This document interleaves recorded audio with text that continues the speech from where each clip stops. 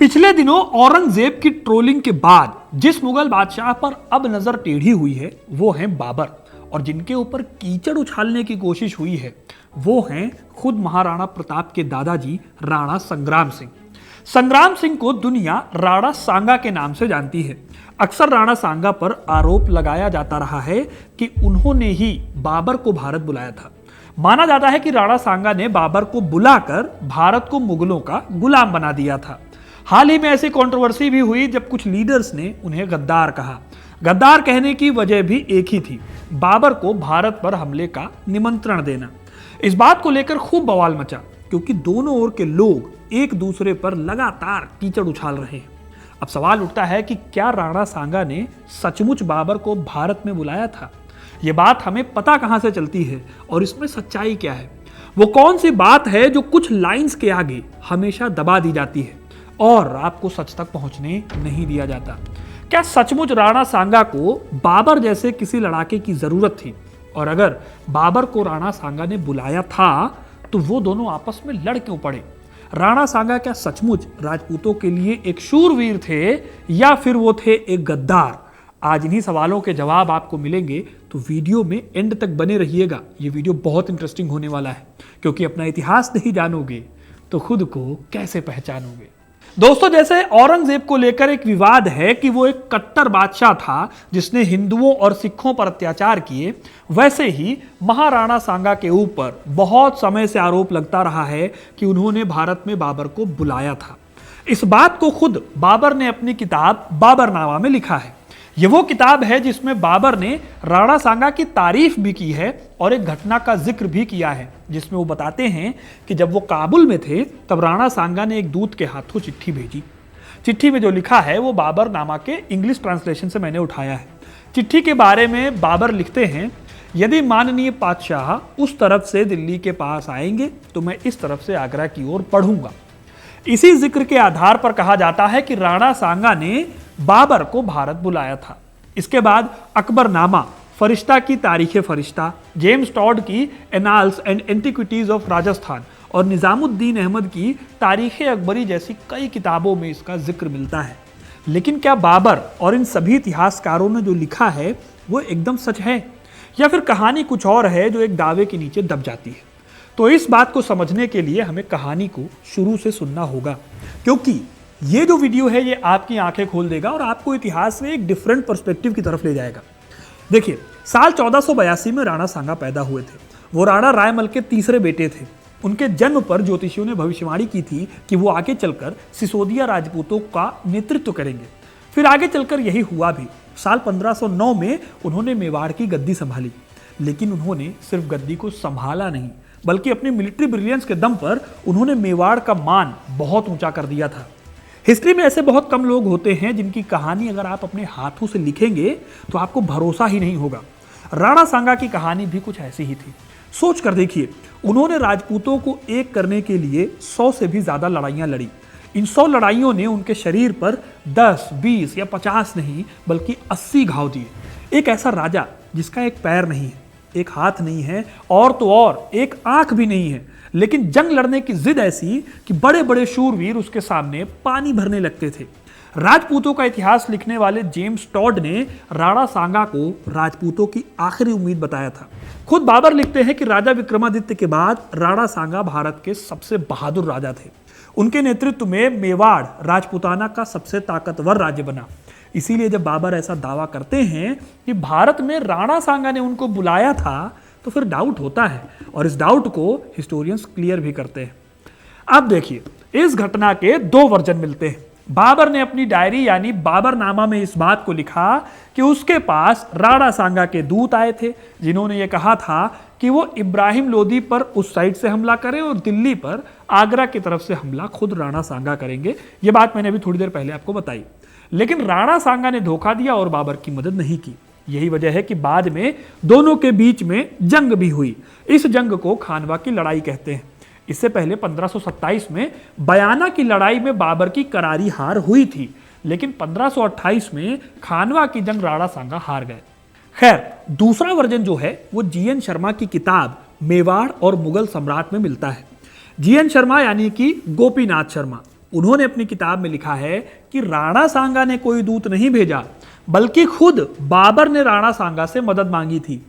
जी हाँ दोस्तों, और आप ये भी समझ लीजिए कि जीएन शर्मा मेवाड़ के बड़े इतिहासकार रहे हैं। उनकी किताब मेवाड़ और मुगल सम्राट काफी अच्छी किताब मानी जाती है। इस किताब में जीएन शर्मा राजपूत वर्जन बताते हैं, जो कि बहुत ऑथेंटिक सोर्स माना जाता है। यह सोर्स राणा के डेली बुलेटिन पर बेस्ड है। यह बुलेटिन हर दिन के आखिर में लिखा जाता था, ठीक वैसे ही जैसे कि आप एक लिस्ट बनाओ कि आज आपने क्या क्या काम किए हैं, उस तरह से। यह बुलेटिन बनाने का काम मेवाड़ राजघराने के पुरोहित के पास था। इसी बुलेटिन से पता चलता है कि बाबर ने इब्राहिम लोदी को हराने के लिए संपर्क किया था। इसमें बाबर ने कुछ शर्तें भी रखी थी। जैसे बाबर ने लिखा था कि उस तरफ से वो दिल्ली पर चढ़ाई करेगा, जबकि राणा को आगरा शहर की ओर बढ़ना चाहिए, ताकि दोनों तरफ से हमला होने पर इब्राहिम या तो सरेंडर कर दे या फिर भाग जाए। इसीलिए सिलाहदी, जो कि राजा शिलादित्य का नाम था, उनकी सलाह पर राणा ने बाबर के दूत के साथ एक पत्र भिजवाया और इस पत्र को पाने के बाद बाबर हिंदुस्तान के लिए चल पड़ा। अब जाहिर है कि ये दोनों वर्जन इतिहास में मिलते हैं। एक वो जो हाल ही में सांसद जी ने दिया, राणा सांगा को जो गद्दार बता रहे हैं, वही दूसरी तरफ उनसे नाराज बैठे लोग जो राणा सांगा को देशभक्त बता रहे हैं। अब इतना तो तय है कि राणा सांगा और बाबर के बीच में समझौता तो हुआ था, और यह बात सिर्फ बाबरनामा से नहीं बल्कि हसन खान मेवाती के साक्ष्यों से भी मिलती है, जिन्होंने खानवा में लड़ाई लड़ी थी बाबर के खिलाफ। इसी समझौते के आधार पर बाबर और राणा सांगा दोनों एक दूसरे के खिलाफ आरोप भी लगाते हैं। बाबर, जैसा कि बाबरनामा में लिखते हैं कि राणा सांगा ने पानीपत की लड़ाई में मदद नहीं की, तो वहीं राणा सांगा का आरोप रहता है कि बाबर ने कालपी, बयानी और धौलपुर पर कब्जा ना करने की बात कही थी, फिर भी उसने उन जगहों पर कब्जा किया। इस तरह से उसने, यानी कि बाबर ने समझौते को माना नहीं, उसका उल्लंघन किया। तो इन बातों से पता चलता है कि बाबर और राणा सांगा दोनों के बीच में समझौता तो हुआ था। हालांकि इन दोनों में से किसने किसको पहले बुलाया, ये ढंग से पता नहीं चलता।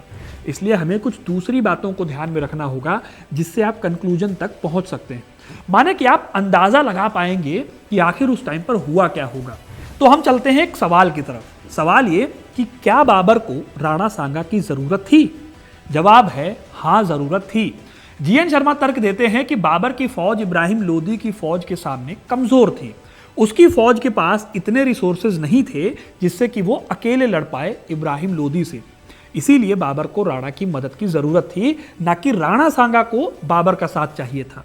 बाबर तो खुद भटक रहा था, क्योंकि उसे उज़्बेकों ने सत्ता से बेदखल कर दिया था और उसके अपने घर यानी फरगना और समरकंद को छोड़ने के लिए मजबूर कर दिया गया था। इतिहासकार मानते हैं कि बाबर के सामने दो बहुत बड़े खतरे थे, पहला अफगान और दूसरे खुद राणा सांगा। बाबर को डर था कि कहीं अफगान और राजपूत एक साथ ना हो जाएं, क्योंकि अगर ऐसा होता है तो बाबर के लिए दिल्ली पर अधिकार जमाए रखना मुश्किल हो जाएगा। इसीलिए बाबर को अफगान राजपूत गठबंधन से डर लग रहा था और इसके चलते उसने राणा सांगा से मदद मांगी थी या समझौता किया था, जो भी है। और आगे जाकर हुआ भी यही जिसका डर था बाबर को। खानवा की लड़ाई में राणा सांगा अकेले नहीं लड़े थे दोस्तों, बल्कि उनके साथ खुद इब्राहिम लोदी का बेटा महमूद लोदी भी लड़ा था। इसी गठबंधन का डर बाबर को था, जो बाद में सच भी साबित हुआ। अब यह तो क्लियर हो गया कि बाबर को राणा सांगा की बहुत जरूरत थी, लेकिन सवाल है कि क्या राणा सांगा को जरूरत थी बाबर की? जवाब है बिल्कुल भी नहीं। ऐसा क्यों? तो उसके लिए आपको राणा सांगा की ताकत के बारे में जानना होगा। अपने शासनकाल में राणा सांगा ने राजपूतों को एक करने का काम किया और एक तरह से उन्होंने राजपूत संघ बनाया। उनका मेन दुश्मन था इब्राहिम लोदी, जो कि आगरा की गद्दी पर बैठा हुआ था। दोनों ही शासक अपनी अपनी सीमाएं बढ़ाना चाहते थे, इसीलिए दोनों के बीच युद्ध भी हुए।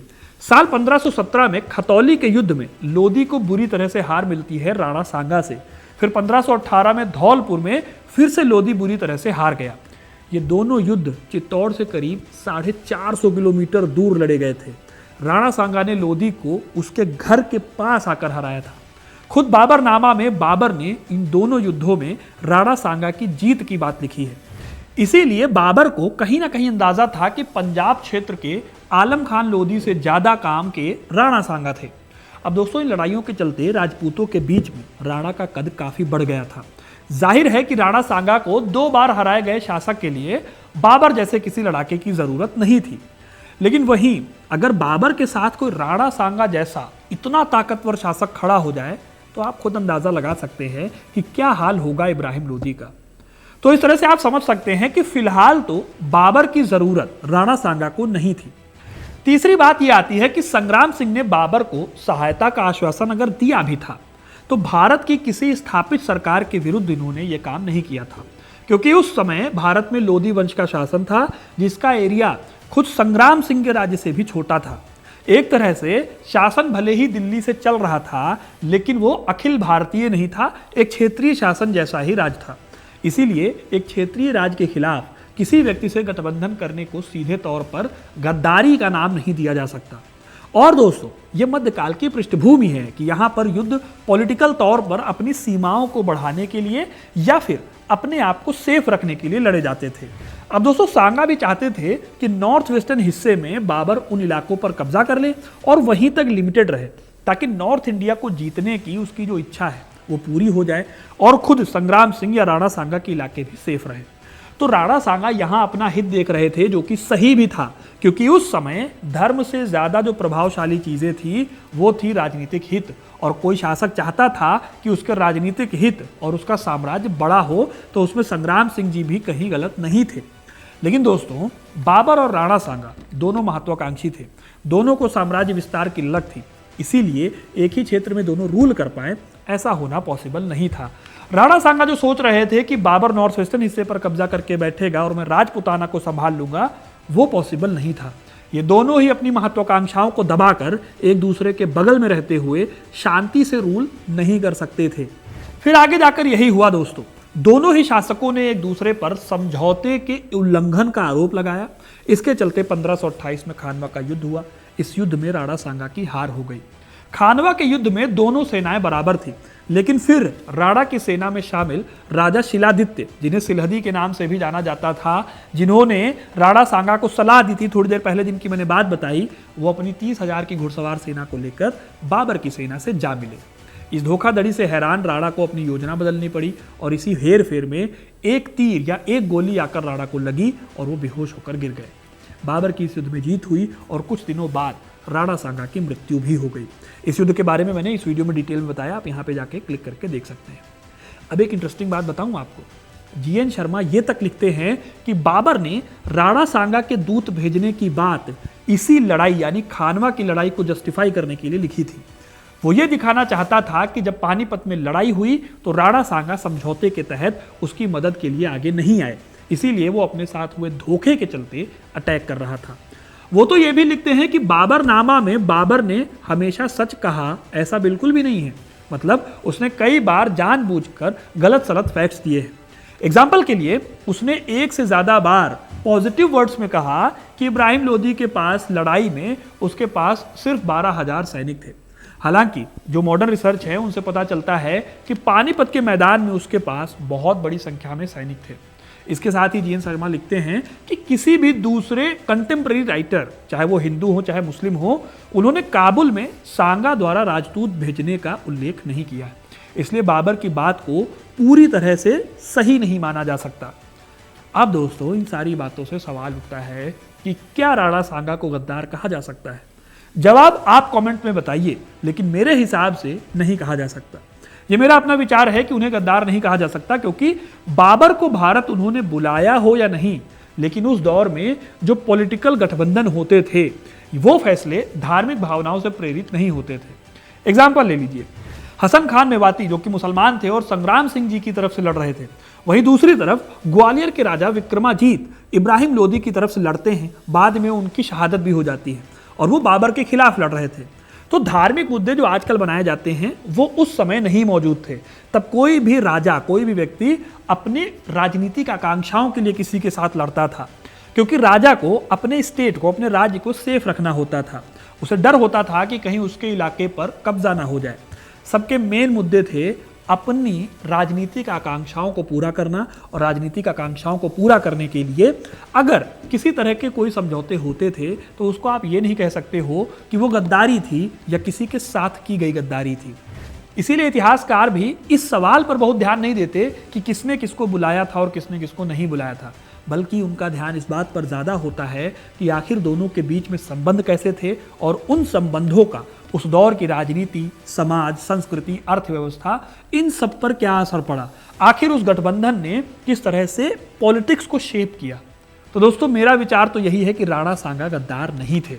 अब आप कमेंट करके बताओ कि आपको क्या लगता है, क्या सचमुच राणा सांगा गद्दार थे या फिर वही एक शूरवीर योद्धा जो मध्यकाल में लड़ाई लड़ रहे थे अपने राज्य को बचाने के लिए और अपने साम्राज्य के विस्तार के लिए, जो मध्यकाल की पहचान भी रहा है।